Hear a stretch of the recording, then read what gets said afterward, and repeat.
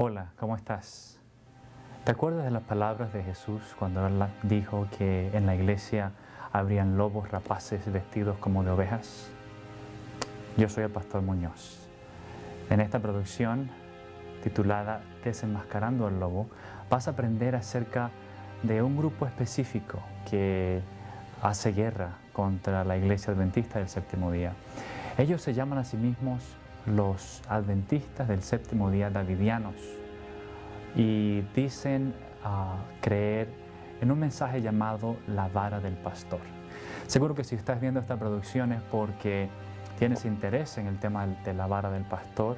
Quizás algún miembro de tu iglesia está hablando acerca de la vara del pastor, o quizás has tenido a miembros y seguidores de la vara del pastor viniendo a tu iglesia queriendo distribuir literatura, CDs, DVDs y cosas así.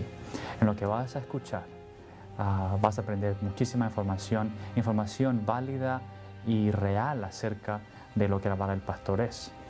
El caballero que has de escuchar es el hermano Ismael Rodríguez.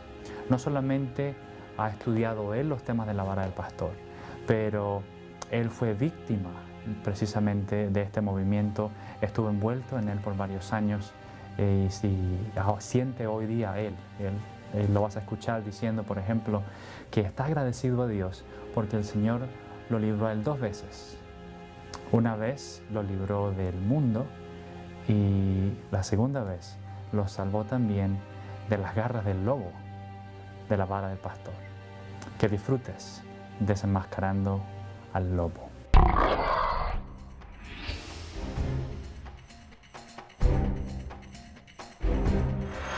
Desde 1844, cuando la hora del juicio de Dios comenzó en el santuario celestial y el movimiento adventista profético surgió en la tierra, no ha faltado la oposición a la verdad. De vez en cuando, alguna persona o grupo se ha levantado para tratar de introducir el error o desviar a los creyentes del fundamento seguro, pero la causa de Dios ha seguido adelante. Lo mismo sucedió en la iglesia del Nuevo Testamento. Se levantaron hombres que trataron de arrastrar tras sí discípulos. El apóstol Pablo advirtió de maestros del error que trastornaron la fe de algunos y agregó, pero el fundamento de Dios está firme. Lo mismo sucedió en los comienzos más tempranos de esta iglesia, de la iglesia adventista del séptimo día. En el libro de Joyas de los Testimonios, en el tomo 1, el espíritu de profecía advierte de lo siguiente: continuamente surgen grupitos de personas que creen que Dios está únicamente con los muy pocos y muy dispersos.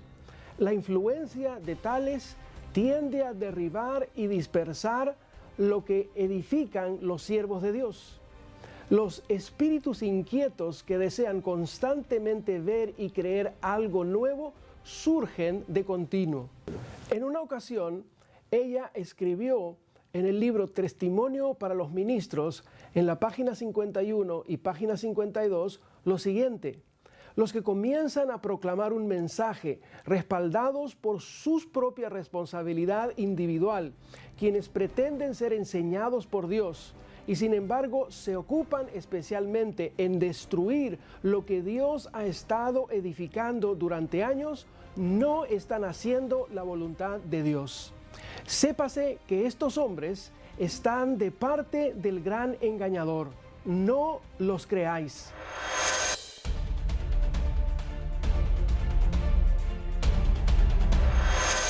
Mi nombre es Ismael Rodríguez, soy natural de Puerto Rico. En el 1992 tuve la oportunidad de conocer a un grupo diferente en la ciudad de Gainesville. Inicialmente este grupo no se identificaba, pero eran miembros de la iglesia adventista, sin identificarse como miembros de esta otra organización. Yo entré a la iglesia de Gainesville como estaba acostumbrado a hacer ya como por 8 a 10 años. Y uno de los diáconos de la iglesia tenía un cassette en la mano, solamente hablado. Y lo puso en el bolsillo de mi camisa y me dice, yo quiero que tú escuches este cassette. Yo no presté atención en ese momento, lo dejé allí en mi camisa, pero cuando iba a mi casa me acordé que habían puesto ese cassette allí, así que lo puse en el tape de mi automóvil y comencé a escuchar. El cassette era en relación a los 144,000. Está de más decirte que me causó un poco de curiosidad algunas de las cosas que estaban señalando. Así que el sábado próximo yo le pregunté a este hermano, le digo, ¿de dónde sacaste esa información? El hermano me dijo, si tú quieres yo te puedo poner en contacto con la persona que hizo el tape. Así que esta persona estaba en Nueva York, donde tienen las oficinas principales, este tipo de creyentes, y vino acá a la Florida para entrevistarse conmigo y dejarme saber en relación a algunos de los señalamientos que había hecho en el cassette. Así que nos sentamos un rato y la primera pregunta que salió de mi boca es, ¿ustedes son un grupo disidente? Y esta persona me dijo que no, que eran adventistas del séptimo día, que eran fieles a la denominación, que no tenían nada que ver con ningún grupo disidente. Así que comenzamos a estudiar y ya habían pasado como 4 reuniones que habíamos tenido. Algunas de las cosas que estaban enseñando, que aunque utilizaban material utilizado por la iglesia, como la estatua de Nabucodonosor, del sueño de Nabucodonosor, etc. Sin embargo, algunas de las interpretaciones que le daban a esas cartelones que tenían eran diferentes a como nosotros lo enseñamos en la iglesia adventista. Pero yo quería seguir adelante. Tan es así que finalmente terminé como al estudio 6 o 7, terminé preguntándoles, dime, ¿ustedes son una organización diferente? No, no somos ninguna organización diferente, pero tenemos un ministerio de sostén propio que se llama La Vara del Pastor. Yo recordaba vagamente, mientras estaba en el colegio, haber escuchado de la Vara del Pastor, pero no sabía nada de los detalles, ninguna de las doctrinas. Nunca me había enfrentado a este grupo y la aseveración de esta persona de que son adventistas, fieles, que no se han separado de la iglesia, pues confiadamente comencé a caminar en dirección a esta organización. Finalmente terminamos los estudios, como 24 estudios. Al final de los mismos me hicieron una invitación para ir a las oficinas generales en Nueva York. Allí fui, estudié como 6 meses. Ya terminados esos 6 meses, yo puedo decirte que yo creía en mi corazón que esto era parte de la iglesia, pero algo dentro de mí me decía, es necesario que tú continúes aprendiendo más de esta organización. Así que comencé a trabajar con ellos, trabajar en la Florida. El mensaje era claro. Tenemos una nueva luz que le va a permitir a la iglesia adventista prepararse para recibir el Espíritu Santo, poder terminar la obra y poder irnos al cielo. Mientras estaba trabajando en la Florida, recibí un llamado de las oficinas generales para que regresara allá con un propósito. El material que ellos tenían lo tenían todo en inglés. Y las personas que dirigían allá en las oficinas centrales en Nueva York son de habla inglesa. Así que ellos querían que yo, siendo que mi idioma natural es el español, tradujera el material del inglés al español. Ya yo tenía como cerca de 4 años que había estado con esta gente. Mi idea todavía continuaba muy firme. Yo soy miembro de la iglesia adventista, yo solamente estoy haciendo esto para traer reavivamiento y reforma a la iglesia.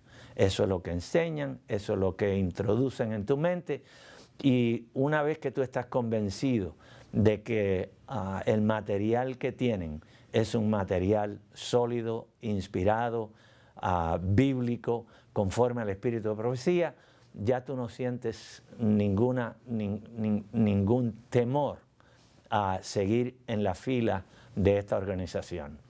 Solamente que cuando yo me decidí a traducir el material del inglés al español, nunca se me olvida. Me dieron una habitación, allí tenía concordancia, allí tenía diccionarios bíblicos, allí tenía diccionarios de inglés a español, tenía diferentes versiones de la Biblia, tenía todos los libros del Espíritu de Profecía a mi disposición, pero había algo más. Tenía ahora el material de la vara del pastor. Anteriormente solamente tenía acceso a los estudios que ellos me habían provisto, pero ahora tenía el material delante de mí y yo podía examinarlo. Nunca me olvido la oración que yo elevé ese día.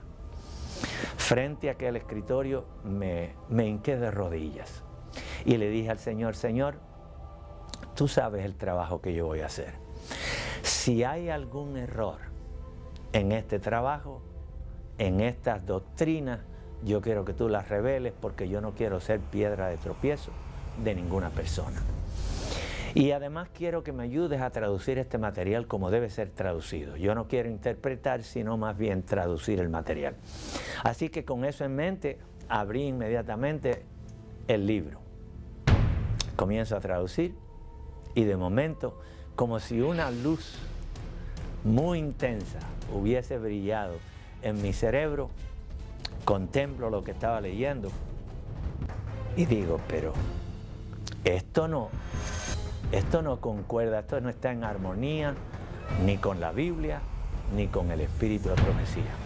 ¿Qué está pasando aquí? Yo nunca había visto esto anteriormente. Por supuesto que no. Si es que no había visto, todavía no había visto los libros, sino que solamente había visto los panfletos en donde tienen los estudios. Debo detenerme aquí para decirte que ese es uno de los métodos que ellos utilizan para poder introducirse en la iglesia adventista. Número 1, el diácono que me dio el material en la iglesia nunca se había identificado como miembro de la vara del pastor. Sin embargo, esta persona llevaba como 10 años miembro de esta otra organización y operando en la iglesia como uno de los diáconos. Déjame decirte que esto es algo que ocurre con muchas personas dentro de la iglesia que quieren permanecer siendo fundamentalistas, que quieren permanecer fieles a la iglesia, que quieren adelantar a la reforma, el avivamiento, el reavivamiento en la iglesia, y no tienen otros mecanismos, así que acuden a estos ministerios independientes, personas que aseguran que tienen nueva luz. En este caso, la aseveración era que un nuevo profeta había surgido en el 1929, 1930, y comparando las escrituras, comparando el material que había diseminado este profeta al principio, parecía que todo estaba bien. ¿Por qué? Porque ellos te dan solamente aquello que está de acuerdo con el espíritu de profecía, con la Sagrada Escritura. Por eso fue muy interesante cuando finalmente yo tuve delante de mí ambos libros, dos libros que están las compilaciones de los escritos de este caballero, el señor Víctor Haroff. Él vino a los Estados Unidos en 1907, emigrado desde Bulgaria. Así que mientras estaba estudiando, comencé entonces, el Señor finalmente quitó las escamas de mis ojos y finalmente pude comenzar a ver algunos de los errores doctrinales. No quise ser rebelde a la visión, ya tenía suficiente, mi oración había sido contestada, así que de allí en adelante continué estudiando, investigando el material, pero no para traducirlo, sino para encontrar los errores que había en este material. Y así, eventualmente, en menos de 3 meses, ya había llenado una libreta que tenía, la había llenado con los diferentes errores doctrinales de esta organización. Inmediatamente que yo descubrí estos errores, llamé a los líderes de la organización y les señalé y les dije, miren, esto está completamente en contra de la Biblia, el espíritu de profecía, y yo tengo las citas bíblicas y las citas del espíritu de profecía, yo quiero compartirlas con ustedes, porque desde el principio ustedes me dijeron que esta era una organización adventista que estaba bajo la sombrilla, bajo la administración de la iglesia, pero ahora yo me encuentro que esto no es así.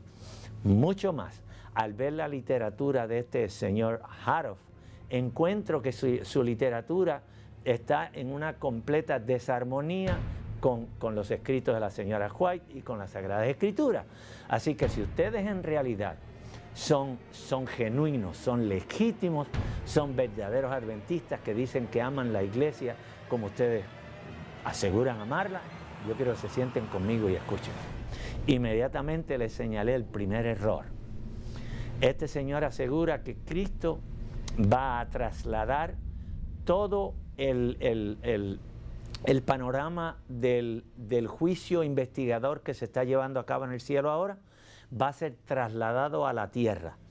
Antes de que concluya el tiempo de gracia, Dios el Padre, Dios el Hijo, Dios el Espíritu Santo, los ángeles van a descender aquí, a esta tierra, a un lugar en Palestina, y desde allí van a conducir el juicio de los vivos. Yo le dije, si ustedes pueden creer eso, yo lo lamento mucho, yo no quiero parte de esta organización, yo quiero separarme y dejárselo saber inmediatamente. Así que díganme, ¿ustedes creen esto que dice este profeta? Algunos de ellos me miraron con unos ojos bien grandotes y me dijeron, nunca habíamos visto eso, pero si él lo dice, nosotros lo creemos. Inmediatamente yo concluí que esta gente habían sido tomados. Así pues, les dije, yo voy a tener un documento preparado para ustedes con todos los errores doctrinales que yo he encontrado y se los haré llegar. Me tomó como 3 meses más preparar el documento con todos los errores doctrinales de la vara del pastor. No todos, porque todavía después seguí encontrando otros errores mientras continué estudiando, investigando la literatura. Pero los que envié creí que eran suficientes.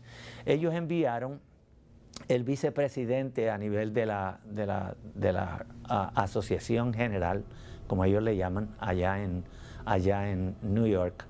Lo enviaron a mi casa con unos cuantos de los ministros davidianos, ministros de la vara del pastor, y estuvieron en mi casa desde las 8 de la mañana como hasta las 8 de la noche.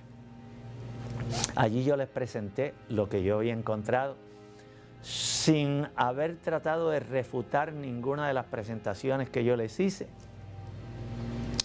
2 de ellos me miraron fijamente a los ojos y me dijeron, déjenme decirle, usted tiene su profeta, Elena G. de White, nosotros tenemos el nuestro, Víctor Haroff. Uno de los ministros estaba inundado de lágrimas en los ojos. Una hermana que fue con ellos también estaba llorando. Yo le pregunté, ¿y ustedes dos por qué lloran? Y el ministro me dijo, porque yo debo confesar que hoy usted ha abierto nuestros ojos y estamos seguros que la vara del pastor es un error. Pero en el caso mío, yo le he hecho tanto daño a la iglesia adventista, he hablado tanto en contra de la iglesia adventista, que me daría vergüenza regresar a pedir que me hicieran nuevamente miembro de la iglesia. Y la señora consintió en lo mismo y dijo, es imposible que yo regrese a la iglesia. Yo prefiero irme al mundo que regresar a la iglesia.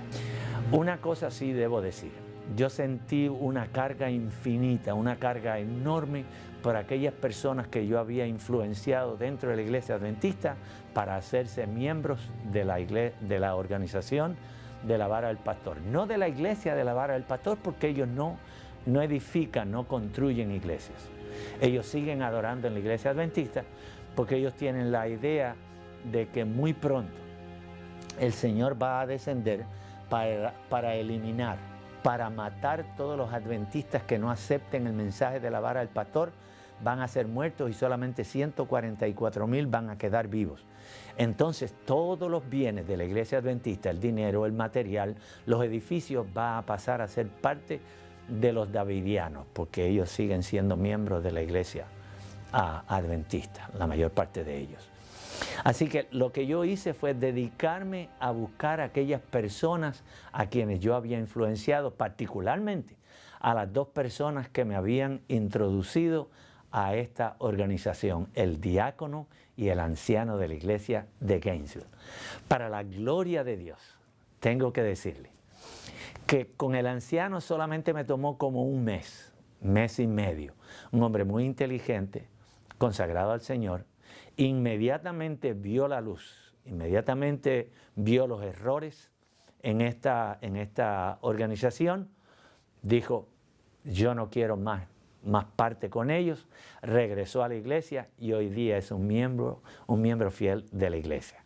En cierta oportunidad, en Testimonios para los Ministros, en la página 51 y página 52, ella escribió lo siguiente: los que comienzan a proclamar un mensaje respaldados por su propia responsabilidad individual, quienes pretenden ser enseñados por Dios, sin embargo, se ocupan especialmente en destruir lo que Dios ha estado edificando durante años, no están haciendo la voluntad de Dios. Sépase que estos hombres están de parte del gran engañador. No los creáis. Se están aliando con los enemigos de Dios y de la verdad. Se burlarán de la orden del ministerio como de un sistema de clericalismo. De los tales apartaos, no tengáis comunión con su mensaje, por mucho que citen los testimonios y traten de atrincherarse detrás de ellos. No les recibáis, porque Dios no les ha encomendado que hagan esta obra. El resultado de una obra tal será la incredulidad. Los testimonios y en lo posible anularán la obra que ha estado haciéndose durante años. Lamentablemente, un grupo llamado La Vara del Pastor, conocido también como Davidianos del Séptimo Día, se ha levantado en años recientes y ha publicado literatura en donde se exponen extravaganzas fantásticas e imaginativas. Algunos que tienen en alta estima los escritos de la hermana White son engañados al aplicar mal las citas del espíritu de profecía. La iglesia adventista tiene una misión muy especial para este tiempo. Apocalipsis 12, versículo 17, es bien claro. Entonces el dragón se airó en contra de la mujer, se fue a hacer guerra contra el resto de la simiente, los que guardan los mandamientos de Dios y tienen la fe de Jesús. Apocalipsis 14 te da el mensaje de los tres ángeles. Temed a Dios, darle gloria, darle honra, porque la hora del juicio es venida. Salid de Babilonia, pueblo mío. Y el mensaje del tercer ángel, no aceptéis la marca de la bestia. Así que el diablo sabe que una vez que la iglesia adventista complete su misión, sus días están contados. Así que él va a utilizar todos los medios posibles, no solamente para atacar la iglesia desde afuera, sino que también va a atacar la iglesia desde adentro. Por lo tanto, el diablo, y nosotros tenemos la confirmación bíblica y del espíritu de profecía para aseverar esto, por lo tanto, el diablo introduce personas, individuos, cizaña, lobos, vestidos con ropas de oveja, que vienen a la iglesia profesando creer en la verdad, pero su intención es única y exclusivamente destruir la obra, la misión de la iglesia. ¿Fue el señor Houteff un profeta verdadero? Algunas citas importantes en relación a esta declaración del señor Houteff. Acerca de la infalibilidad, nunca pretendí tenerla, solo Dios es infalible, mencionó Elena de White. En otra cita que se encuentra en Mensajes Selectos en el tomo 2, en la página 102, dice lo siguiente: aparecerán muchas cosas que pretenderán ser revelaciones de Dios, pero que son producto de la imaginación de mentes fatuas y engañadas. No les creáis, porque conducen a sendas falsas. Dios no los ha enviado. Fíjate que este hermano salió de Bulgaria en 1907. Tenía solamente 20 años de edad. En el 1919 se convierte, estaba caminando por las calles de Illinois, donde vino a vivir, y pasó frente a donde se estaba llevando a cabo una campaña evangelística de la Iglesia Adventista. Comenzó a asistir a esa campaña y terminó bautizándose. Es interesante la forma como él tuvo que abandonar el país. Él era miembro de la Iglesia griego ortodoxa y estaba teniendo problemas con la iglesia, con su iglesia, estaba teniendo problemas con el gobierno en Bulgaria y estaba teniendo problemas con algunos de los comerciantes. Él tenía un taller, un negocio de flores, una floristería. Y los otros mercados de flores que había en el lugar notaron que este hombre estaba bajando los precios en una forma drástica y entonces le estaba robando prácticamente el negocio a los demás establecimientos, actuando prácticamente en una forma falto de ética comercial con los demás. Así que ellos finalmente lo llamaron y querían que él terminara esa práctica que tenía. Él no quiso hacerlo, casi le destruyen la floristería. La iglesia, él trató de buscar apoyo en la iglesia griego ortodoxa y en el gobierno le negó su ayuda porque él no estaba llevando a cabo prácticas comerciales legítimas.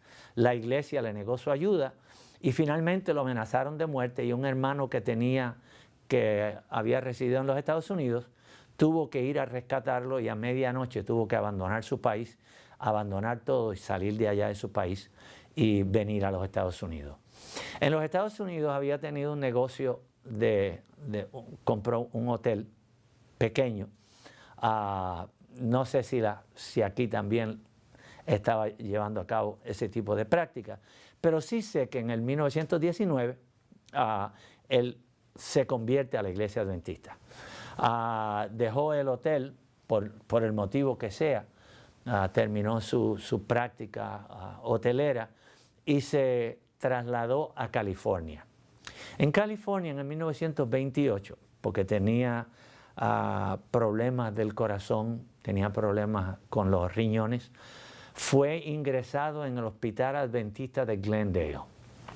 En Glendale Sanitarium, el Sanatorio de Glendale, el Hospital de Glendale, él quería recibir, porque él era miembro de la iglesia, él quería recibir un tratamiento especial. Él quería que los médicos estuvieran allí cada vez que él se quejaba de dolor, quería tener una enfermera a las 24 horas del día, 7 días a la semana. Como eso es imposible porque hay tantos pacientes. Yo como enfermero trabajé 25 años en el hospital. Yo sé que uno no le puede dedicar 24 horas corridas a un paciente. Hay otros pacientes que uno tiene que atenderlo y muchos de mayor gravedad. En el caso de él estaba ambulatorio, no tenía problemas para levantarse y demás. Él lo que tenía era dolor y pues con calmantes no hubiese tenido problema ninguno, pero cuando salió del hospital salió airado en contra de la administración del hospital y comenzó a verbalizar su desagrado con el trato que había recibido en el hospital. En esta fecha, en 1928, él había sido elegido como no secretario, sino más bien el director de escuela sabática. Así que él tenía a cargo la dirección de la escuela sabática y era uno de los maestros de escuela sabática. He aquí una lección para la iglesia. Tenemos que tomar en consideración las personas a quienes elegimos para dirigir la escuela sabática. Mientras él estaba como maestro en la escuela sabática, comenzó a diseminar ideas extrañas, a diseminar ideas en relación a la obra médico-adventista, como la obra médico-adventista no se estaba llevando a cabo como debía hacerse, etc. En el 1929, algunos de los hermanos estaban comenzando a ver que él estaba ya apartándose de las verdades fundamentales de la iglesia y se lo comunicaron al pastor. En el 1928, ya miembro de la iglesia adventista, se había trasladado de Illinois para California, fue miembro de la iglesia The Tabernacle Church en California, en Los Ángeles. Allí, como maestro de escuela sabática, comenzó a introducir sus ideas peculiares, diferentes a las ideas fundamentales de la iglesia adventista. Mayormente hablando en relación a los 144,000 como un número literal, como individuos que tenían que ser judíos literales, acerca de una purificación que iba a haber dentro de la iglesia. Algunos de los hermanos se lo señalaron al pastor y el pastor lo llamó y trató de disuadirlo, trataron de ayudarlo en relación a su interpretación de las Escrituras. Pero el hermano Haroff se mantuvo al margen de la ayuda que estaban tratando de darle. El hermano Haroff solamente tenía un cuarto grado de escuela elemental. Su inglés era pobre y no había sentido la necesidad de estudiar al pie de ninguno de los pastores, de los dirigentes, de los ministros adventistas. En el 1930, a finales del 1929 al 1930, él escribió, Víctor Haroff, escribió un manuscrito. En ese año se estaba celebrando la reunión otoñal de la Conferencia General en Oakland, California. Así que él tomó ese manuscrito, creo que eran 172 páginas. Se las llevó a los líderes de la Conferencia General y en particular se las entregó a un pastor de apellido Gilbert, F.C. Gilbert. El pastor Gilbert era uno de los asociados de la Conferencia General a cargo de la obra en favor de los judíos. ¿Por qué? Porque él era judío natural, entendía bien el griego, conocía bien la historia de los judíos, así que ¿quién mejor que él para hacer un examen de este material que Víctor Haroff había puesto en sus manos? Víctor Haroff quería que hubiera una comisión de la Conferencia General que estudiara ese manuscrito. El pastor Gilbert llamó a algunos de los pastores, entre ellos A.G. Daniels. A.G. Daniels era un hombre muy conocido dentro de la iglesia adventista, había sido presidente de la Asociación Australiana, había sido presidente de la Asociación General aquí en los Estados Unidos, fue el hombre que escribió el libro sobre justificación por la fe, así que Gilbert llama al pastor Daniels. El pastor Daniels le dice, ¿tú tienes problema alguno en responder al manuscrito? Él le dice que no, así que él examinó las doctrinas de Víctor Haroff y le envió un manuscrito de regreso. El pastor de la iglesia, de su iglesia, fue llamado y el pastor habló con él. Luego llamaron al presidente de la Asociación del Pacífico del Sur, él fue y habló con él. Siendo que estaban en Los Ángeles, California, llamaron a uno de los profesores de Biblia de la Universidad de Loma Linda. Este profesor de Biblia fue y habló con él. Finalmente hicieron un grupo de 12 personas, 12 miembros de la Conferencia General. Le dieron una semana completa, le dieron, usted va a tener una semana completa, nosotros vamos a pagar, vamos a correr con todos los gastos para que usted haga sus presentaciones. Se reunieron el primer día a las 10 de la mañana y comenzaron. A las 12 del mediodía, después de haber terminado, finalizado la primera presentación que tenía que ver con la ciega, Víctor Haroff le dice, ¿qué creen ustedes de la presentación que yo les he hecho? El pastor Daniels, como el chairman, el presidente del grupo de los 12, como lo llama Víctor Haroff en su literatura, el presidente de ellos le dice, hermano, nosotros no le vamos a contestar inmediatamente. Como hombres de Dios, necesitamos confirmar lo que usted dice, verificarlo en las Sagradas Escrituras y tenemos que consultar el Espíritu de Profecía porque usted ha utilizado tanto la Biblia como el Espíritu de Profecía para su presentación. Por lo tanto, es menester que nosotros confirmemos, tengamos tiempo para estudiar el Espíritu de Profecía, el Espíritu de Profecía en la Biblia, los señalamientos que usted ha hecho. Pero yo quisiera hacerle una sugerencia. ¿Por qué no vamos y tomamos un almuerzo? Nosotros pagamos el almuerzo, regresamos a la 1 de la tarde, tranquilos, y volvemos a estudiar. Estamos aquí para prestarle atención. Él le dijo, no, si ustedes no me contestan ahora inmediatamente, yo voy a suspender la reunión. Por supuesto, los hermanos le dijeron, pero mire hermano, nosotros nos hemos envuelto en gastos, hemos hecho arreglos especiales para que usted nos dé la presentación. Yo creo que sería injusto que usted se vaya a salir de la reunión, abandone el lugar y no haga su presentación. Adelante, hágala. Tiene una semana completa y nosotros le prometemos que nosotros vamos a estudiar lo que usted presente y luego le vamos a responder por su doctrina, por su señalamiento. No contento con la respuesta de los hermanos, decidió que iba a tomar sus libros, su manuscrito, se fue del lugar, los dejó allí ellos solos. Así que ellos, como tenían el manuscrito ya en las manos, porque se lo había dado al pastor Gilbert, examinaron el manuscrito, hicieron una respuesta por escrita y se la enviaron a Haroff, diciéndole bien claro, hermano, es innecesario que usted continúe prodigando estas enseñanzas porque sin lugar a dudas son contrarias a la Biblia y al Espíritu de Profecía. Así que le suplicaron que por favor desistiera de estar enseñando estas ideas. Una de las promesas que Haroff había hecho es que si ellos le mostraban que había error en sus doctrinas, él paraba de diseminar esas enseñanzas y que jamás volvía a enseñar nada que tuviera que ver con la vara del pastor. Por supuesto, no cumplió su promesa.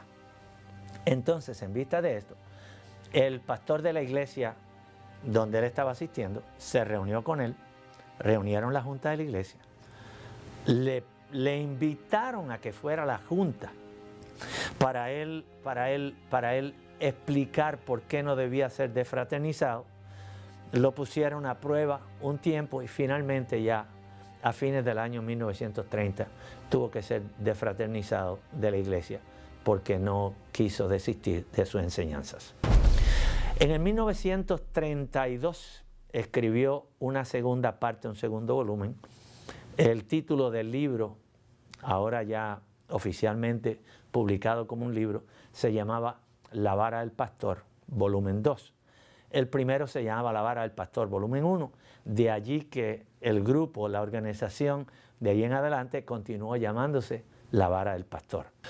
En el 1934, él decidió que se iba a trasladar de California para Texas.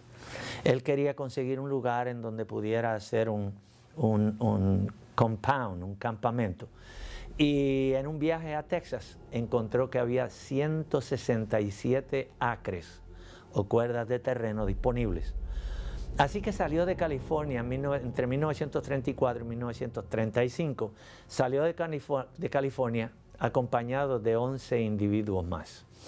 Mientras estaba en Waco, él comenzó a solicitar los diezmos y ofrendas de los hermanos. No solamente que le enviaran un diezmo, sino que él solicitaba, si querían ser buenos davidianos, rodistas, pues que le enviaran un segundo diezmo, además de las ofrendas. Este campamento, este compound, inicialmente él lo denominó, lo llamó el Monte Carmelo. ¿Por qué lo llamó el Monte Carmelo, Mount Carmel? Porque él basaba su experiencia, estaba basando su ministerio en la experiencia del profeta Elías. De acuerdo a enseñanzas de Victor Haroff, que se definieron más tarde, él se consideraba a sí mismo el antitípico profeta Elías. La señora White había identificado al profeta Elías como todos aquellos que vienen al mensaje adventista después que el mensaje del tercer ángel se comenzó a dar en el 1844. E dice, todos aquellos que están proclamando el mensaje del tercer ángel, el mensaje de la verdad, son representados por el profeta Elías. Pero Haroff se identifica a sí mismo como el antitípico profeta Elías. Por lo tanto, él tenía que tener el Monte Carmelo. Dicho sea de paso, más tarde él señala que así como Elías tuvo un duelo, un encuentro con los profetas de Baal, también el Elías moderno, eso es, Victor Tasho Haroff, el hombrecito de Bulgaria, como él se denominaba a sí mismo, porque era de pequeña estatura, dice que él va a tener también un encuentro, un duelo con los profetas de Baal moderno. ¿Por qué generalmente se conocen los miembros de la vara del pastor hoy día como davidianos? La razón es porque en el 1937-38, Victor Haroff comenzó a desarrollar ideas basadas en Ezequiel 36, Ezequiel 37, Isaías 11, Oseas capítulo 1 y 2, en donde las promesas que el Señor le hizo al Israel antiguo, que las 10 tribus serían nuevamente traídas, regresadas de Asiria y de las ciudades, las diferentes naciones del mundo donde fueron diseminadas, que las iba a traer de allá y que iba a traer a aquellos que quedaron en Babilonia, traerlos nuevamente a Palestina, a Israel, para reunirlos como pueblo y restaurar el reino de Israel. Esas promesas del Antiguo Testamento, en donde dice que el lobo va a pastar con el cordero y el buey comerá, el león comerá paja como el buey, etc. Todas esas promesas él las toma, número uno, no solamente como literales, sino que van a tener cumplimiento en la vara del pastor. Este hermano, Victor Haroff, entendía que la promesa hecha a Israel en el Antiguo Testamento no contenía condiciones, por lo tanto el reino iba a ser restaurado a los judíos. Y en nuestros días nosotros vamos a ver nuevamente ese reino restaurado, establecido en Palestina tal como lo describe Isaías 9, Isaías 11, Ezequiel 36, Oseas 1 y 2. Por supuesto, si tú tienes un reino, tienes que tener un rey, ¿no es cierto? Así que, ¿quién mejor para ser el rey en ese reino que el señor Victor Tasho Haroff? Y en uno de sus señalamientos, él indica que él va a sentarse en el trono de David para reinar físicamente, literalmente, desde Palestina. Que primeramente este reino va a ser constituido por 144,000 que van a ser llevados a Palestina antes de que termine el tiempo de gracia. Pero esos 144,000 se le van a añadir 200 millones de personas. Y él utiliza para eso Apocalipsis 10 y 11, para señalar que son 200 millones de personas que se le van a unir en Palestina. Este reino en Palestina va a ser edificado con la ayuda de gentiles que van a ir a cooperar con ellos. Y además de eso, de esos 200,000, entonces se le va a unir como resultado del fuerte pregón que van a dar estos 144,000 judíos que van para Palestina, va a venir una gran multitud.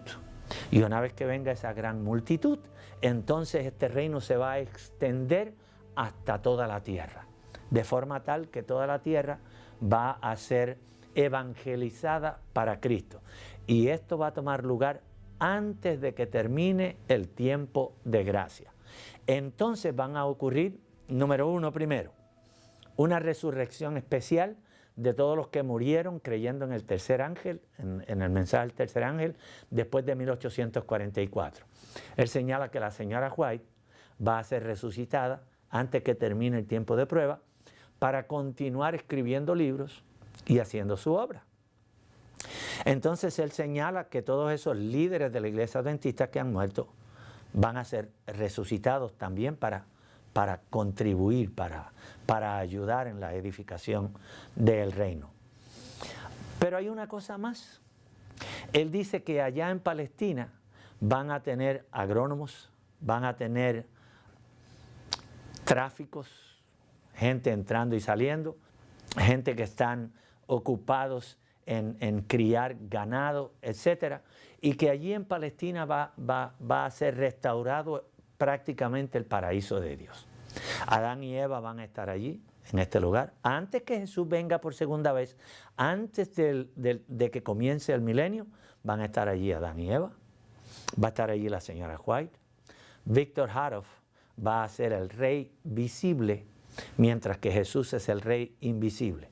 Y entonces en ese lugar van a tener un banco internacional en donde se va a hacer intercambio de monedas y de actividades bancarias, financieras, con las demás personas del mundo. Él dice que allí en ese lugar el Señor Jesús va a conducir el juicio de los vivos y por supuesto los adventistas del séptimo día, solamente 144,000 adventistas que se conviertan en davidianos, y de allí es que viene el nombre. Él va a ser el antitípico David, el antitípico David. Los seguidores del señor Hautef lo consideraban el Elías que había de venir. La vara del pastor alega que la aparición del señor Hautef como profeta en el siglo XX había sido profetizada por Malaquías antes de que Cristo naciera. Este reino, que primeramente lo constituyen 144,000 que escapan de la matanza que va a tomar lugar en la iglesia adventista según enseñanzas de Víctor Haroff. Su idea es que el capítulo 9 de Ezequiel va a tener un cumplimiento literal dentro de la iglesia adventista. Según sus enseñanzas, él predicaba que Ezequiel 9 nunca tuvo un cumplimiento literal. Sin embargo, nosotros encontramos que según Segunda de Crónicas, capítulo 36, versículos 14 en adelante, Ezequiel 9 fue completamente cumplido. Tuvo un cumplimiento literal, completo, en la destrucción de Jerusalén por parte de Nabucodonosor, cuando invadieron Jerusalén y destruyeron el templo. Pero según él nunca había tenido un cumplimiento literal, así que esa matanza descrita en Ezequiel 9 va a tomar lugar dentro de la iglesia adventista. ¿Qué dice Ezequiel 9? En Ezequiel 9 es una visión que se le presenta a Ezequiel. Ezequiel estaba cautivo en Babilonia y el Señor le presentó lo que estaba sucediendo en Jerusalén. ¿Por qué? Porque Ezequiel estaba preocupado, había sido sacado de su tierra natal, era una persona con profunda entrega al Señor, y así pues estaba sumamente preocupado. Y el Señor le presentó la visión, que era lo que estaba sucediendo. Aquellos que quedaron en Judá, los líderes, los sacerdotes, etcétera, se habían contaminado con idolatría, habían establecido imágenes de adoración de Baal, no solamente en las afueras del templo y en la parte de atrás posterior del templo, sino también dentro del templo. El capítulo 8 de Ezequiel describe cuáles eran las atrocidades que estaban tomando lugar. Mujeres hincadas de rodillas delante de la imagen de Tamuz, delante de las imágenes del sol, estaban adorando el sol allí.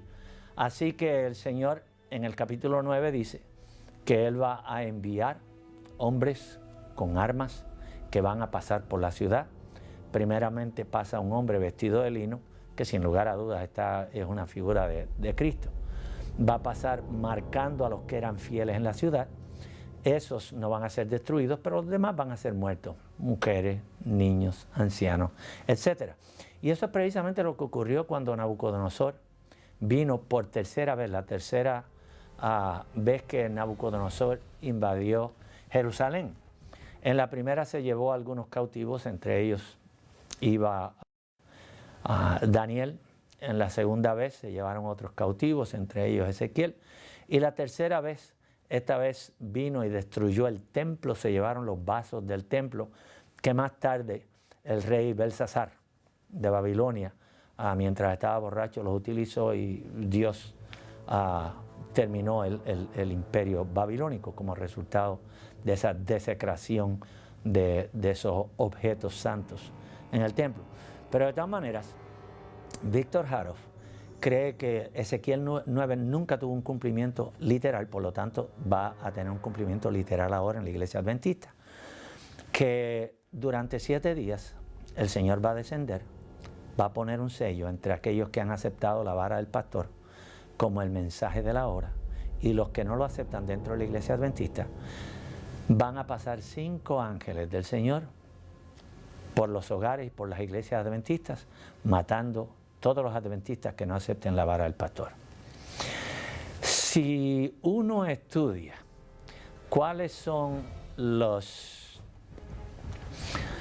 principios, los modales, los conceptos que toman lugar en la mayor parte de estos movimientos fanáticos que hemos visto, como el de David Koresh, Jones, todos ellos han hecho la misma cosa. Número 1, aíslan las personas. Número 2, los intimidan. Y una vez que están intimidados, entonces se les hace fácil para controlarlos. Y esto es lo que hizo Víctor Haroff, precisamente. Intimidó a las personas.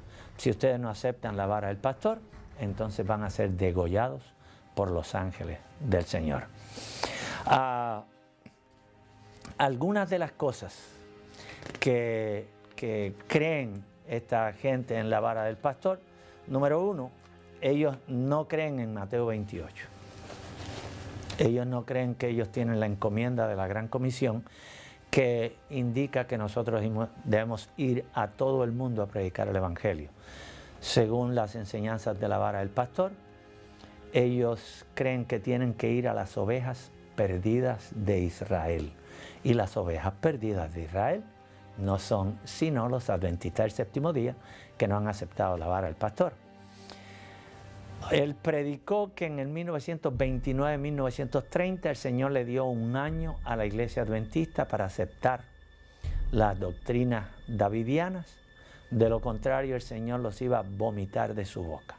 Así que por lo tanto, desde el 1930-31 en adelante, para los davidianos, aquellos que siguen a Víctor Haroff, que cree que va a ser el antitípico David, a todos los que lo siguen, creen que la iglesia adventista cayó de la gracia de Dios.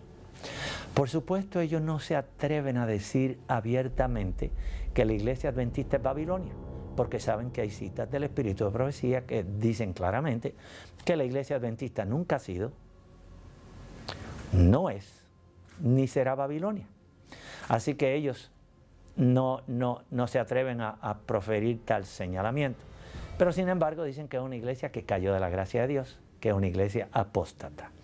Cuando tú buscas los sinónimos, el significado de la palabra apóstata, y tú defines en términos generales a la iglesia adventista como una iglesia apóstata, estás diciendo prácticamente que la iglesia adventista es Babilonia, porque Babilonia es un pueblo apóstata en un completo estado de confusión.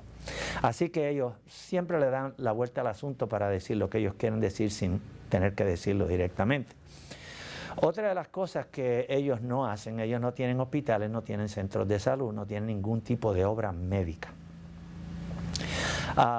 Ellos no visitan las prisiones, no tienen ningún tipo de evangelismo en las prisiones.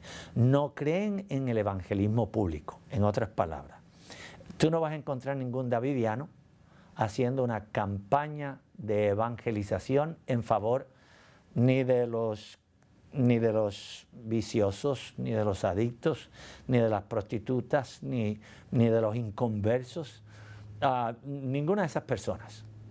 Ellos, la única encomienda de ellos es ir a la iglesia adventista del séptimo día, a infiltrarse en la iglesia para que los miembros de la iglesia adventista se constituyan, se hagan miembros de la organización davidiana. No tienen evangelismo ninguno entre los inconversos. Ellos no van a repartir ningún tipo de literatura como El deseado de todas las gentes, El camino a Cristo. Ninguna de esa literatura es compartida por miembros de la organización davidiana con personas que no sean adventistas. Eso está dirigido específicamente a la iglesia adventista. No contribuyen financieramente a la iglesia adventista. Por boca, por escritura del mismo Haroff, dice, ¿cómo es posible que nosotros apoyemos, sustanciemos la obra adventista si ellos son nuestros enemigos? Así que desde el principio la idea de Víctor Haroff es que la iglesia adventista es la enemiga de Dios, que son el obstáculo para el adelanto de la obra, y en su mente todo lo que está es eliminarla. Ellos envían doble diezmo y ofrendas a las organizaciones davidianas. No edifican iglesias, sin embargo, es interesante lo que hicieron en Saint Lucia, Santa Lucía, en el Caribe. Los hermanos estaban ya cansados de tener los davidianos allí sábado tras sábado, interrumpiendo la clase escuela sabática, tratando de introducir sus enseñanzas, que finalmente le dijeron, miren, esto es lo que vamos a hacer. Esta iglesia que nosotros construimos por tantos años, nosotros se la vamos a regalar para que ustedes se reúnan aquí y nosotros vamos a construir otra iglesia. Ellos tomaron la palabra de los hermanos, dennos la llave de la iglesia, contentísimos, tomaron posesión de ese edificio y los hermanos fueron y construyeron una iglesia en otro lugar. Tan pronto terminaron la iglesia en el otro lugar, ¿quiénes eran los primeros presentes? Sino los davidianos. En lugar de cumplir su palabra, ya les regalaron un edificio. Vayan y reúnanse al edificio. Cerraron el edificio. Entonces se reunían por las tardes, después que terminaba el culto en la iglesia adventista, que ellos habían interrumpido todo lo que querían en la iglesia adventista. Entonces van y se reúnen para estudiar sobre la vara del pastor. Lo mismo utilizaron, el mismo método utilizaron en México, por lo menos en dos congregaciones de las cuales yo tengo conocimiento. En Carolina del Sur, Estados Unidos, en la ciudad de Salem, Carolina del Sur, está la única iglesia davidiana que ellos han construido alguna vez. Tuve la oportunidad de estar en esta iglesia, predicar en esa iglesia, conocer los hermanos. Eran amistades de Víctor Haroff. Dicho sea de paso, dos de los ministros en esa iglesia entrenaron con Haroff, Víctor Haroff directamente, eran parte del compound, del campamento Mount Carmel en Waco, Texas, y ahora están dirigiendo la obra desde allí, desde Salem, Carolina del Sur. Allí tuve la oportunidad de conocer quien fuera una de las cocineras personales de Víctor Haroff. Le hice una invitación para que fuera a mi casa. Se quedó en mi casa por 5 meses. En 5 meses tuve la oportunidad de conocer en íntimos detalles lo que ocurría allí en el campamento Mount Carmel. Usted puede decir lo que pasó con las niñas que había en ese lugar, los niños cómo se desarrollaban, cómo los criaban, cómo conducían la educación allí en ese lugar. El abuso no solamente físico, sino de otras índoles que tomó lugar allí. Te puedo decir las personas, los ministros que cometieron esos abusos. Y lo que ella me dijo lo vi confirmado después en la página impresa en un libro que se llama The Batman in Waco, el hombre malo de Waco. Lo escribieron dos periodistas de Texas, uno de ellos de apellido Braley, el otro no recuerdo el nombre, pero todavía yo tengo el libro. Y ellos entrevistaron davidianos que llegaron a Texas desde comienzo, desde el origen, desde el 1935, 36, 37. Y basado en esas entrevistas ellos conocían las indiscreciones sexuales que habían tomado lugar, lo que estaba sucediendo y todo lo que sucedió con esos niños y demás, yo lo vi confirmado en ese libro, lo que esta señora me había dicho. Particularmente porque esta señora, no menciona el nombre precisamente por eso, porque ella fue una de las personas víctimas de allí, de ese campamento. Según los davidianos, estos 144,000 personas son de la iglesia adventista, miembros de la iglesia adventista, tienen que ser descendientes judíos, judíos literales. En el caso mío, yo le pregunté, bueno, ¿y si yo no tengo ninguna descendencia judía? Cuando yo comencé a caminar dentro de las filas de los davidianos. Y la respuesta fue, Dios sabe. Si tú no fueras descendiente judío, Él no te hubiera invitado a ser parte de esta organización. De allí yo tengo que inferir que Harov era judío. Y por supuesto, si era judío, él se iba a inclinar por la restauración del reino judío al pueblo de Israel, porque no está pensando como gentil, no está pensando como cristiano, sino que está pensando como judío. Y yo creo que mi conclusión tiene peso después de haber leído toda la literatura de este hombre, en donde él se identifica con uno de los 144,000. Y si él dice que los 144,000 tienen que ser judíos literales, obviamente él tenía que considerarse a sí mismo, conocer, saber que él era judío. Además de ser judíos literales, estos individuos tienen que ser conversos adventistas, no pueden ser de ninguna otra denominación, tienen que ser adventistas. Por lo tanto, ellos justifican de esa manera que su trabajo solamente se ha dedicado a la obra adventista. Por supuesto, sobre las manifestaciones, los señalamientos de Víctor Harov, está la orden, la gran comisión del Señor Jesús. Y el Señor Jesús dijo, id por todo el mundo y predicar el Evangelio. El mensaje del tercer ángel es claro. Temer a Dios, darle honra, porque la hora de su juicio es venida. Y la visión de Juan es muy significativa cuando ve que este ángel está volando por en medio del cielo, lo cual implica que es una obra completamente mundial. Apocalipsis 7 nos dice bien claro que los 4 ángeles estaban sobre los 4 puntos cardenales de la tierra, lo cual implica que es una obra mundial. Apocalipsis 11 nos dice bien claro, 10 y 11 nos dice que los pies de Jesús estaban puestos a un lado de la tierra y al otro lado de la tierra, lo cual implica que la obra es mundial. Sin lugar a dudas, el último esfuerzo que el Espíritu Santo va a hacer en favor de la humanidad es un esfuerzo mundial. Así que cuando ellos señalan que la obra que ellos tienen es estrictamente para la iglesia adventista, sin lugar a dudas están yendo en contra de los señalamientos bíblicos claros, en donde dice que el Evangelio ha de abarcar el mundo entero. Y además del señalamiento bíblico tenemos el espíritu de profecía, gracias a Dios por el espíritu de profecía. La iglesia adventista tiene una gran bendición en este tiempo y yo creo que es interesante que una de las primeras cosas que él señaló en sus escritos En el tercer tratado en que él hizo, él dijo que todas sus escrituras podían ser comparadas con el espíritu de profecía porque él estaba en perfecta armonía con el espíritu de profecía.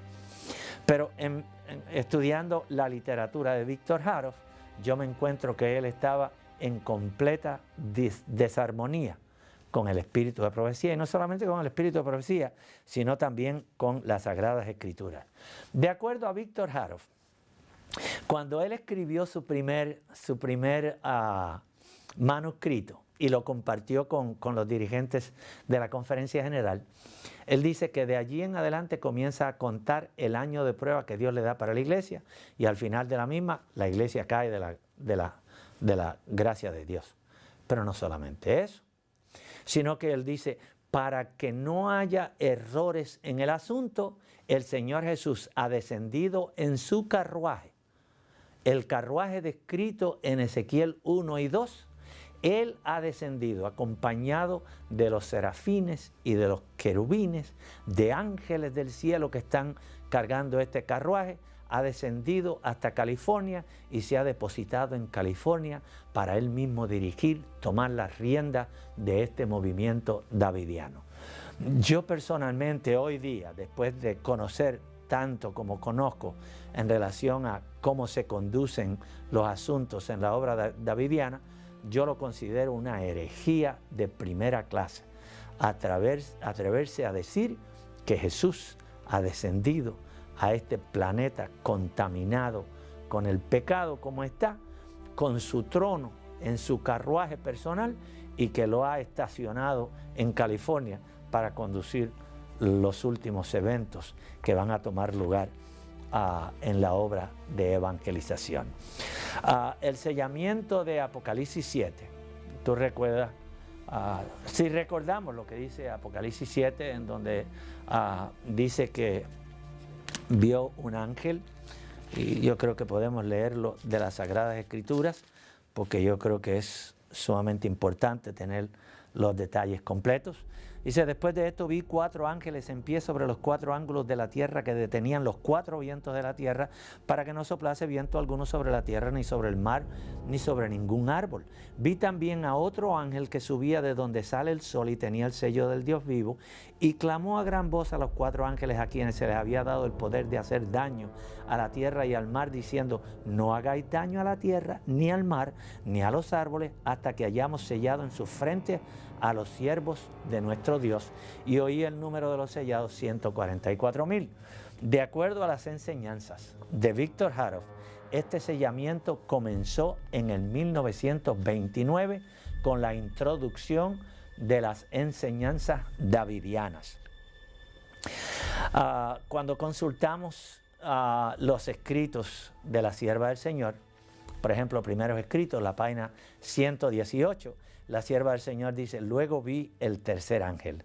Es el ángel que ha de separar el trigo de la cizaña y sellar o atar el trigo para el granero celestial. Así que sin lugar a dudas ya la señora White, el instrumento que el espíritu de profecía utilizó después del 1844, había identificado al ángel del sellamiento. Y no hay duda cuando nosotros leemos Apocalipsis 7 que el que va a conducir el sellamiento es el mismo Jesús, pero no lo va a hacer desde California, desde Los Ángeles, California.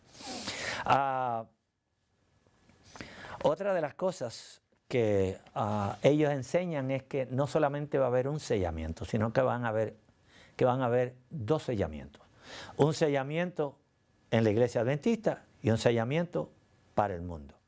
Un tiempo de gracia que concluye para la iglesia adventista y un tiempo de gracia para el mundo. Que va a haber 2 regresos, venidas del Señor Jesús a esta tierra. Una para matar todos los adventistas que no aceptan el mensaje davidiano, y la segunda para regresar por segunda vez con todos los ángeles. Además de eso, él señalaba que siendo que cuando Jesús viene, Él va a poner sus pies sobre el Monte de los Olivos, entonces el Monte de los Olivos tiene que ser aplanado 2 veces. antes del milenio y después del milenio. La doctrina principal de los davidianos, y ellos se autodenominan davidianos adventistas del séptimo día, porque ellos todavía pretenden hacer creer a la gente que ellos son adventistas, y eso está muy lejos de la verdad. La doctrina principal de ellas está basada precisamente en este reino literal que es establecido en Palestina antes del cierre de gracia, antes de la segunda venida de Cristo, que no solamente va a estar ubicado en Palestina, sino que va a extenderse a toda la tierra. Mi pregunta clave, yo creo que es una pregunta legítima para los davidianos, para los creyentes de la vara del pastor. Si este reino ubicado en Palestina se va a extender a toda la tierra, ¿para qué necesitamos que Cristo venga por segunda vez? Si ya el mundo ha sido conquistado para Cristo, finalmente ya no tiene que destruirlo, porque ya se ha llevado a cabo la matanza de los adventistas infieles y se ha llevado a cabo la matanza de los no adventistas infieles, los que no aceptan el llamado de la vara del pastor a unirse a ese reino en Palestina. Así que no sería necesaria la segunda venida de Cristo. En este reino, según ellos, Dios lo va a establecer para proteger a los creyentes legítimos, verdaderos, de las 7 postreras plagas, de la persecución que va a venir como resultado de la ley dominical. En otras palabras, lo que dice la sierva del Señor, la señora Elena G. de White, en relación a que ella vio los adventistas del séptimo día corriendo, huyendo hacia las montañas, a las cuevas, indirectamente sufriendo como resultado de las plagas, perseguidos por los gobiernos del mundo, privados de sus derechos civiles, encarcelados, dejados algunos de ellos para morir en las cárceles, y eso ella lo menciona bien claro en Dones Espirituales y también en Primeros Escritos. Todo eso, Víctor Haroff dice que no va a tomar lugar. Él dice que el Señor va a establecer este reino en Palestina, en donde va a proteger a los davidianos, todos aquellos adventistas que se convierten al movimiento davidiano, los va a proteger no solamente de las plagas, sino también de la persecución. Lo cierto es que los seguidores del señor Houteff afirman que él es el tercer ángel de Apocalipsis 14. La verdad es que los ángeles de Apocalipsis 14, de los versículos 1 al 6, representan a los santos de Dios ocupados en la tarea de proclamar el Evangelio eterno. Estos ángeles representan a todos aquellos que reciben la verdad y que predican el Evangelio con poder al mundo. Interpretar que el mensaje del tercer ángel es un mensaje especial traído por Houteff es uno de los muchos engaños que la vara del pastor predica. Una cita que podemos aplicar es la que encontramos en Mensajes Selectos en el tomo 2 en la página 95, cuando la señora White escribió a un caballero que tenía las mismas características llamado Garmir. Ella le escribió una carta directa a él diciéndole lo siguiente: Satanás ha logrado hacerle creer que usted ha sido elegido por Dios para desempeñar una parte especial como una persona destacada en relación con el mensaje del tercer ángel. Al ser proclamado con poder, pero usted no está en armonía con Dios y Dios no puede contribuir a propagar el error. Usted piensa que es superior a la luz que Dios ha hecho brillar sobre la iglesia. ¿Quién lo ha colocado a usted en el sitial de juez para condenar a otros? No ha sido Dios, sino usted mismo. Declaraciones sumamente fuertes en relación a una persona que se levantó en el pasado, como muchos que se van a seguir levantando hoy en día, como la experiencia que hoy día nosotros podemos entender está ocurriendo en la vara del pastor. Joya de los Testimonios, tomo 2, la página 103, dice lo siguiente: Dios no ha elegido a un hombre solitario aquí y a otro allí como los únicos dignos de que les sea confiada su verdad. No da a un hombre una nueva luz contraria a la fe establecida del cuerpo. En otras palabras, las enseñanzas cardinales de Houteff militan contra las enseñanzas de la Iglesia Adventista del Séptimo Día.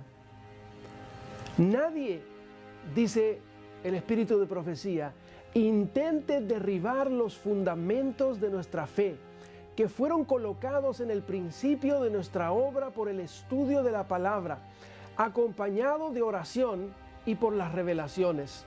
Los hombres pueden suponer que han encontrado un camino nuevo y que pueden colocar un fundamento más sólido que el que está ya colocado, pero es un grave engaño. Ningún hombre puede colocar otro fundamento que el que ya existe. Gálatas, el capítulo 1 y el versículo 8 confirma esta declaración: si aún un ángel del cielo os anunciare otro evangelio diferente del que hemos anunciado, dice la palabra de Dios, sea anatema. En este reino hay todavía una actividad más que él espera poder llevar a cabo. En este lugar él enseñaba que se van a reunir todos los animales de la creación para preservarlos el Señor, ser preservados en este lugar, en Palestina, antes de que termine el tiempo de gracia, antes de la segunda venida de Cristo, antes del terremoto descrito en Apocalipsis 19, 20, 21, Apocalipsis 6. Antes de ese tiempo, el Señor va a congregar los animales de la creación para cuando Jesús venga en las nubes de los cielos con todos sus ángeles, junto con los redimidos de todos los tiempos, se pueda llevar estos animales al cielo. Cosa que al terminar el milenio, estos animales van a ser regresados con los santos de todos los tiempos a la tierra nueva, y así el Señor no tiene que volver a recrear los animales. Esto es una de las enseñanzas que él apoyaba, que él sostenía. Otra de las enseñanzas del señor Víctor Tasho Hatoff es que en sus escritos, en sus publicaciones, no hay error. Y eso está escrito en un libro que se llama La Serie Simbólica. Les voy a explicar qué es esto. Y el libro es un libro azul publicado por uno de los miembros de la Vara del Pastor en Salem, South Carolina. Este libro contiene todas las magazines, todas las revistas que Hatoff publicaba mensualmente para aquellos que creían, que practicaban las doctrinas de la Vara del Pastor. En ellas él exponía las doctrinas nuevas y ampliaba las doctrinas que ya había, las enseñanzas que él había expuesto ya doctrinalmente. Allí él las ampliaba, además de tener noticias de lo que estaba pasando en la Vara del Pastor y demás. Pero en este libro lo que se han compilado son todas las publicaciones que tenían que ver con esa revista que se llama The Symbolic Code, o el Código Simbólico. ¿Por qué? Porque él entendía que él era la única persona capaz de interpretar las doctrinas concernientes a el tiempo final. Para él ninguna otra persona tenía la capacidad, ni con la dirección del Espíritu Santo, ni nada, de interpretar ninguna de esas profecías referentes a los eventos finales. Como modo de evidencia de que yo sí sé de lo que estoy hablando, este libro que tengo en las manos consta de más de 800 páginas. Un libro extenso. Allí tiene todas las enseñanzas de Víctor Tasho Hatoff. Este libro, no hay una página de ellas que no haya sido marcada de una forma o de la otra, porque yo investigué, leí todo lo que estaba en este libro, las combinaciones de todo lo que él escribió, y todo lo que está escrito en el código simbólico. Testimonios para los ministros, la página 55 nos dice: desconfíen todos nuestros hermanos y hermanas de cualquiera que quisiera fijar una fecha en que el Señor ha de cumplir su palabra con respecto a su venida o con respecto a cualquier otra promesa. Houteff fijó el año de 1929 como la fecha en que Dios empezaría el sellamiento de los 144,000, desoyendo las palabras de la cita que hemos mencionado. Los que defienden el error dirán: así ha dicho Jehová el Señor, y Jehová no había hablado. Dan testimonio de la falsedad, no de la verdad.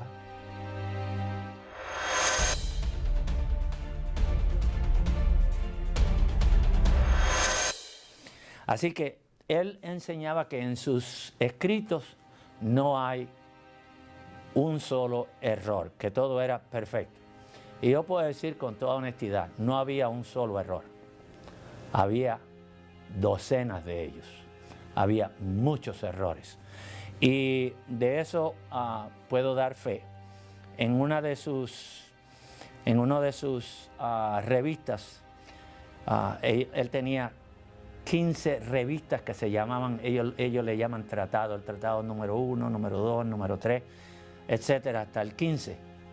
Y en el tratado número 7, en la página 34, está en el libro amarillo que les presenté, la serie de la vara del pastor. Ese es el título de ese libro amarillo en inglés, The Shepherd's Rod Series. En la página 82 del libro amarillo, la página 34 del tratado número 7, cito: creemos que la vara está en perfecta armonía con los escritos de la hermana Elena G. de White. Luego de examinar sus escritos y compararlos con los escritos de la señora White, encontramos que eso fue una declaración falsa. Yo voy solamente a mencionar algunas de las enseñanzas básicas, lo que ellos enseñan. En su libro The White House Recruiter, el reclutador de la Casa Blanca, en las páginas de 9 al 11, Houteff examinó unos versículos de Segunda de Reyes, particularmente el versículo 17 del capítulo 6, Segunda de Reyes, capítulo 6, versículo 17, en donde la Biblia dice: y oró Eliseo y dijo: ruégate, oh Jehová, que abras sus ojos para que vea. Entonces Jehová abrió los ojos del mozo y miró, y he aquí que el monte estaba lleno de gente de a caballo y de carros de fuego alrededor de Eliseo. Cuando Victor Houteff trata de examinar esa visión, él señala lo siguiente. Esta es la forma como él la interpreta. Ahora, dice él, ¿qué añaden los platillos voladores al siniestro cuadro ya en existencia? Si son mecanismos producidos en la tierra o producidos en el cielo, naves espaciales interplanetarias, alguno puede ser incrédulo, otro sorprendido de pensar que el cielo posea platillos voladores. No nos olvidemos qué fue lo que cubrió una montaña completa en los días de Eliseo, y él cita Segunda de Reyes 6:17. Continuó citando: para estar seguro, Eliseo les llamó carros, pero si no eran platillos voladores de algún tipo, ¿cómo llegaron a la tierra? Sin lugar a dudas, la mentalidad de Houteff había sido influenciado por lo que estaba ocurriendo en ese tiempo. Yo quiero darles un trasfondo de cuál era la situación. En los años 40 y 50, que fue cuando Houteff escribió estos señalamientos, había en los Estados Unidos un movimiento. Dicho sea de paso, habían canciones populares que hablaban de los marcianos. Los marcianos llegaron ya, y decían que eran hombrecitos verdes que venían en platillos voladores, y se desarrolló un concepto que nosotros hoy día mencionamos mucho, el UFO, Unidentified Flying Objects, objetos voladores no identificados, los ovnis. Y a esos objetos le llamaban platillos voladores. Y aparecían en México, y aparecían en Latinoamérica, y aparecían en Europa. Y la gente aparecía con cámaras que habían grabado los platillos voladores. Víctor Haroff, influenciado por lo que estaba sucediendo y tratando de alcanzar popularidad en lo que él estaba publicando, dice, bueno, lo que descendió en el tiempo de Eliseo no fue sino otra cosa que platillos voladores. Los ángeles descendieron a esta tierra en platillos voladores. Dice, si son mecanismos, esto es máquinas. Ok, así que yo quisiera volver a leer, cosa que no haya duda en relación a lo que él estaba mencionando. Y dice, ahora, ¿qué añaden los platillos voladores al siniestro cuadro ya en existencia? Si son mecanismos producidos, y así dice él literalmente en inglés. Mecanismos no son otra cosa que máquinas. Si son mecanismos producidos en la tierra o producidos en el cielo, ¿por qué pensar que en el cielo se producen objetos mecánicos para viajar del cielo a la tierra? Haroff aún cuestionó algunos de los señalamientos bíblicos. Cosas tan simples como Apocalipsis 21:1. ¿Quién no ha citado alguna vez que el Señor va a hacer un cielo nuevo y una nueva tierra?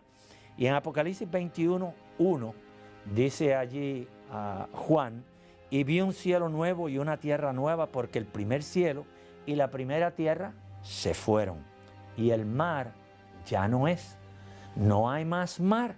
Sin embargo, en el Tratado 9, o la revista número 9 de Víctor Haroff, en la página 30, cito lo que él dice. Las Escrituras no dicen que no habrá mar en la tierra nueva. ¿Por qué? Porque él niega lo que está escrito en las Sagradas Escrituras. Él dice que en la tierra nueva va a haber océanos tal como los tenemos aquí en la tierra, que eso no va a cambiar en nada. La explicación que él da, para ser justo con aquellos que quieran buscar el contexto, él dice, bueno, el mar fue creado antes de que el pecado entrara en la tierra. Así que si el mar fue creado antes de que el pecado entrara en la tierra, entonces, ¿por qué destruirlo? Por supuesto, Lucifer fue creado antes de que el pecado entrara en el cielo. Sin embargo, Lucifer va a ser destruido. En el libro Maranata, en la página 351, la sierva del Señor escribe lo siguiente, y cito: el mar separa a los amigos, es una barrera entre nosotros y aquellos a quienes amamos. Nuestros vínculos son rotos por el ancho e insondable océano. En la tierra nueva ya no habrá mar, ni habrá allí galeras con remos. Gracias a Dios, dice la sierva del Señor, en la tierra nueva no habrá corrientes impetuosas, ni océanos invasores, ni olas inquietas y bulliciosas. Yo creo que si la Biblia dejara alguna duda, el Espíritu de Profecía aclara con lujo de detalles no solamente el hecho de que no va a haber mar, sino que da las razones por las cuales no va a haber un océano en la tierra nueva. Pero eso no es todo. Fíjate que él continúa en el mismo Tratado 9, en la página 31, diciendo lo siguiente: siendo que además de nuestra tierra y cielo, también todo nuestro sistema solar desaparecerá, no solo los santos de la tierra, sino que también con ellos los hijos de Dios de todo el sistema vivirán y reinarán con Cristo en el cielo de cielos por 1000 años. La pregunta es, ¿los demás planetas, los demás mundos que Dios creó, han caído en pecado? Pues claro que no. Son mundos no caídos.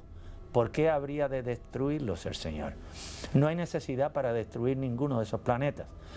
Haroff no tenía una conciencia completa, de conocimiento completo de lo que representa el universo. El universo no es nuestro sistema solar. Nuestro sistema solar está compuesto por 9 planetas y nuestro Sol y la Luna. Pero esto es solamente parte de una galaxia, la Vía Láctea. Y en el universo de Dios tenemos cientos de galaxias, cientos de mundos que el Señor ha creado, que no hay razón ninguna para ser destruidos. Pero este hombre, que no tenía conocimiento de estos hechos, él cree que todo el sistema, y por todo el sistema, él implica todo el universo de Dios va a ser destruido, y por eso todos los hijos de Dios, los que han caído en pecado y los que no están en pecado, van a tener que vivir en el cielo por 1000 años. Houteff fundó su propia iglesia tiempo después de ser borrado de la iglesia adventista del séptimo día. Sus seguidores ocultan esto y se reúnen en nuestras iglesias por conveniencia. Lo cierto es que no tienen los medios económicos suficientes para poder comprar sus propios edificios. Por lo tanto, se reúnen en nuestras iglesias de tal manera que no pagan alquiler y al mismo tiempo hacen proselitismo con nuestros propios hermanos. Lo triste del caso es que no pagan diezmos a la iglesia adventista ni colaboran con sus finanzas locales.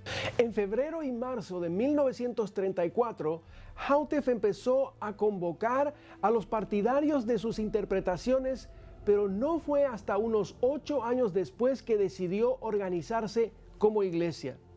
Esta nueva denominación se fundó en 1942 y fue reconocida por el gobierno de los Estados Unidos. El cuerpo eclesiástico formado por Houteff confería membresía formal. Además, otorgaba credenciales, licencias y cartas de recomendación a los que necesitan esa documentación. Tenía su propia constitución llamada The Leviticus of Davidian SDA, que eran el Levítico de los Davidianos de la Iglesia Adventista del Séptimo Día, que daba una descripción de las creencias y prácticas que ellos sostenían como iglesia. Posteriormente, se cambiaron el nombre a Davidian Seventh-day Adventist Association, Davidiano, Asociación de los Davidianos de la Iglesia Adventista del Séptimo Día. Víctor Houteff se proclamó a sí mismo como el profeta antitípico por excelencia. Él escribe en el especial de la Conferencia General, página 19, esto es un magazine que él escribió y le llamó así, General Conference Special, especial de la Conferencia General. Y él dice lo siguiente, cito, siendo que Elías ha de proclamar el gran día del Señor, entonces él es el único capaz de interpretar correctamente las profecías del fin. Él se proclamó a sí mismo como el Elías moderno, el antitípico Elías. Así que lo que él está diciendo claramente, obviamente, sin lugar a dudas, es que él es el único capaz de interpretar correctamente las profecías del fin, las cuales todavía siguen siendo un misterio para el cristianismo y aún para nuestra propia denominación. Dice, reenfatizando el hecho, déjenme decirles nuevamente que siendo el último de los profetas, Elías es por lo tanto el único que puede abrir a nuestro entendimiento todas las profecías de la Escritura pertenecientes al grande y terrible día del Señor. Una pretensión fantástica la de este hombre. Creer que él es el único capaz de descifrar las profecías concernientes al día grande y terrible del Señor. Él pretendía ser una gama de profetas. Por ejemplo, él creía que él era, además de ser el antitípico rey David, también él era el antitípico Zorobabel. Él era el antitípico Elías, el antitípico David que se va a sentar en el trono de Cristo, el antitípico Oseas, el antitípico Jezreel, el antitípico Ezequiel, etcétera, etcétera. O sea que él tenía un sentimiento de grandeza terrible. Él creía que él era la persona más importante, tanto para el cielo como para la tierra, en este tiempo en que vivimos. Él predijo un duelo, creo que mencioné anteriormente, pero me gustaría leer cómo él lo relata en su revista especial de la Conferencia General, la página 30. Él predijo un duelo entre él y los ministros adventistas del séptimo día. Dice, más aún, todos sabemos que la obra del Elías típico fue el de exterminar los profetas y sacerdotes que servían a Baal en lugar de Dios, aquellos que condujeron al Israel antiguo al mayor disparate y engaño de sus días. De la misma manera, la obra del Elías antitípico, y hago un paréntesis para señalar, para recordar que por el Elías antitípico, él quería decir Víctor Tacho Harov. En Shepherd's Rod Series, la serie de la vara del pastor, la página 681, dice, alguien debe venir con el espíritu y el poder de Elías.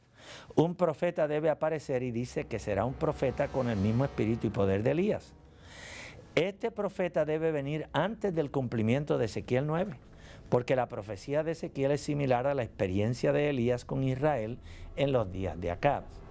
Si vamos a tomar a Víctor Harov literalmente en lo que él dice, entonces debe haber mucha preocupación por lo que tienen en mente los davidianos hoy día.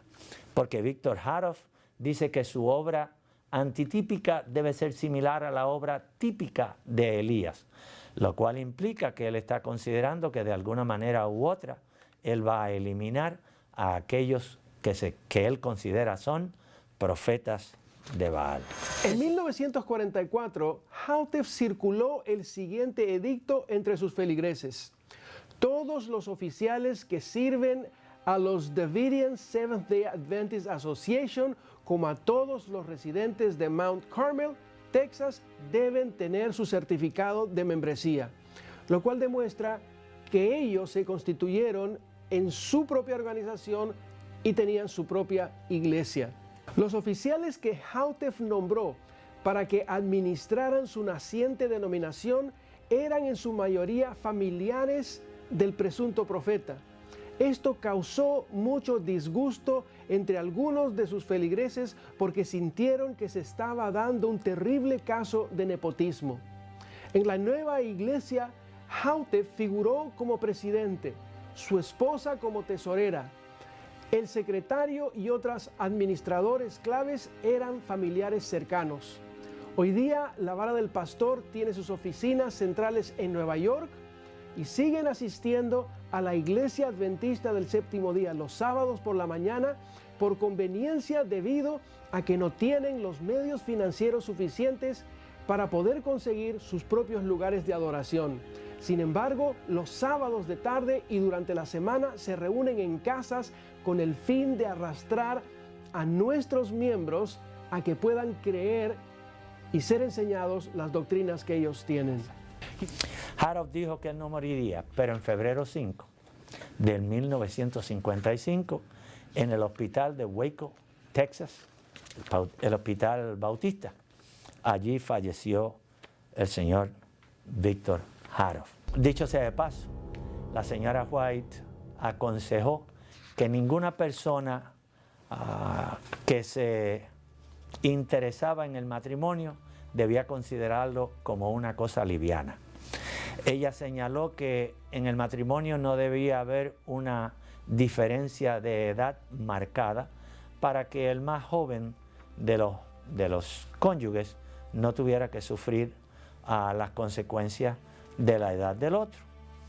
Recalcó ella que si la persona estaba enferma, la persona de edad mayor, que todavía mucho menor debía ser la intención de casarse con una persona más joven.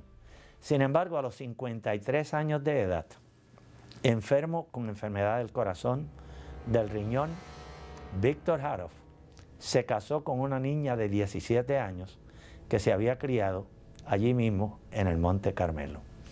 De allí en adelante, en 1962, uno de los miembros de la organización davidiana, de apellido Rodham, él era israelita por descendencia, se había mudado a Israel para comenzar a preparar el lugar donde se iba a establecer el reino de Harov.